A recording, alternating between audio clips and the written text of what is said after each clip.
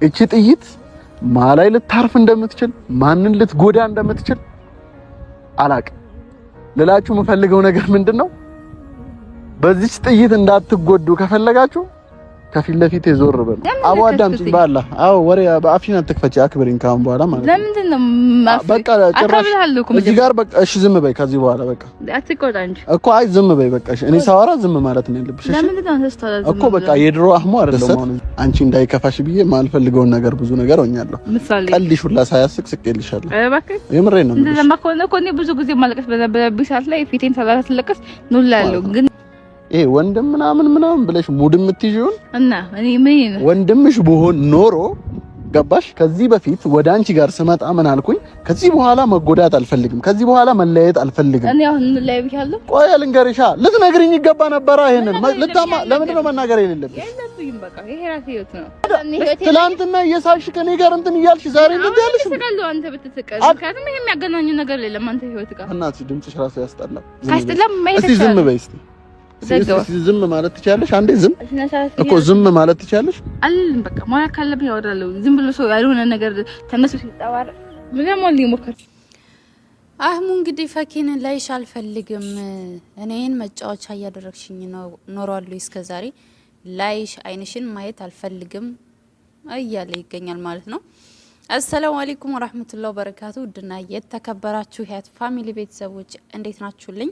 እንዲሁም ክርስቲያን ቤተሰቦቼ ሰላም ብያለሁ። ሁላችሁንም በያላችሁበት የዓለም ዳርቻ ሰላማችሁ ብዝት ትርፍርፍ ይበልልኝ እያልኩ እንግዲህ ዛሬ በሌላ ቪዲዮ ተመልሻለሁ ማለት ነው።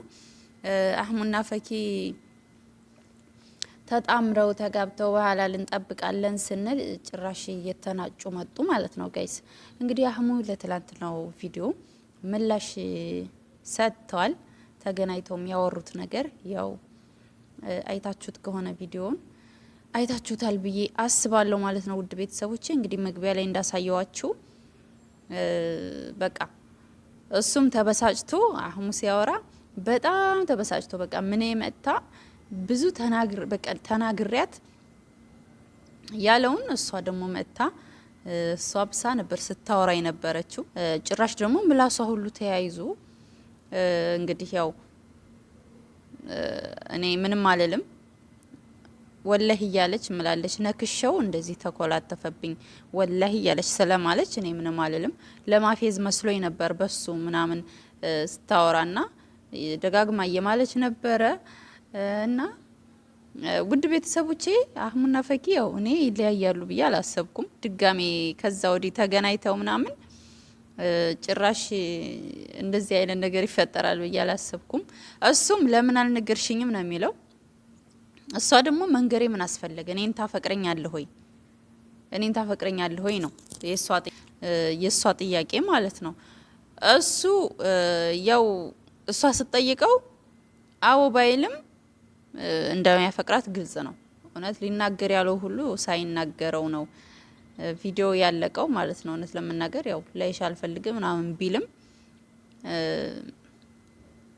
አልሙሂም መጀመሪያ ስንገናኝ ከዛ ከተጣላን ወዲህ ደግመን ስንታረቅ በቃ አንቺን ማጣት አልፈልግም፣ ካንቺ መለየት አልፈልግም፣ ድጋሚ መጎዳት አልፈልግም ብሎ ተነጋግረው እንደተነጋገሩ ነው የተናገረው። ያ ማለት ደግሞ ፍቅር እንደሚወዳት ግልጽ ነው ማለት ነው አይደል? እንዲውድ ቤተሰቦች እሷ ደግሞ ታፈቅረኛለህ ሆይ ምን አሰብኩ መሰላችሁ? እሱን እንዲያፈቅራት እንደሚያፈቅራት ከሱ የሆነ እርግጠኛ ለመሆን ለመፈተን ነው ብዬ አሰብኩና እንደገና ወላሂ ብለው ደግሞ ይምላሉ። ወላሂ ብላ ትምላለች። ኢሳምን አፈቅረዋለሁ ወላሂ እኔ በቃ ለሱ ብቻ ነው ቦታ ያለኝ ልቤ ውስጥ የገባው እሱ ነው ከአህሙ ጋር ወላሂ ንጹህ ወንድሜ ነው። ወንድም ብላችሁ ያሰባችሁትን ሰው ደግሞ በሌላ ማሰብ አትችሉም። እና ወላሂ እያለች እየማለች ነው። እውነት ለመናገር ለድራማ ለፕራንክ ለቀልድ ብለሽ ከሆነ ፈኪ እንደዚህ ወላሂ እያልሽ የምትጫወችው አላህን ፍሪ። እውነት ፈጣሪሽ ልትፈሪ ይገባል። ነገር ግን እውነት አንቺ ከኢሳም ፍቅር ይዞሽ ከሆነ ደግሞ አህሙ ላይ ፍቅር እንዳለ ግልጽ ነው።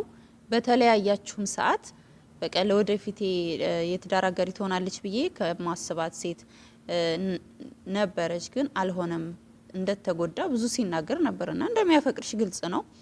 ይህን እያወቅሽ ደግሞ እኔ እናንተ በንጹህ ጓደኝነት ነው ብለሽ እንደዚህ ማድረጉ ልክ አይደለም ብዬ አስባለሁ። በቃ ተመልካችንም ደግሞ አትውቀሱ፣ አትውቀሽ። በቃ የሆነ ነገር ሲፈጠር እኔ እኮ የሚገርመኝ ተመልካችን መጥተው የሚወቅሱት ነው እንዴ። ተመልካች እናንተ ከምታደርጉት አንጻር በሌላ ነገር ቢያይ ምን ሊፈረድበት አይገባም። እውነት ለመናገር ከሚያሳዩት አክት አንጻር ማለት ነው ጋይስ። ትላንትም ብየዋለሁ እና አህሙ ደግሞ ይህ ነገር እንደዚህ አይነት ትክክለኛ ነገር ምናምን ከሆነ በቃ ያጋጥማል።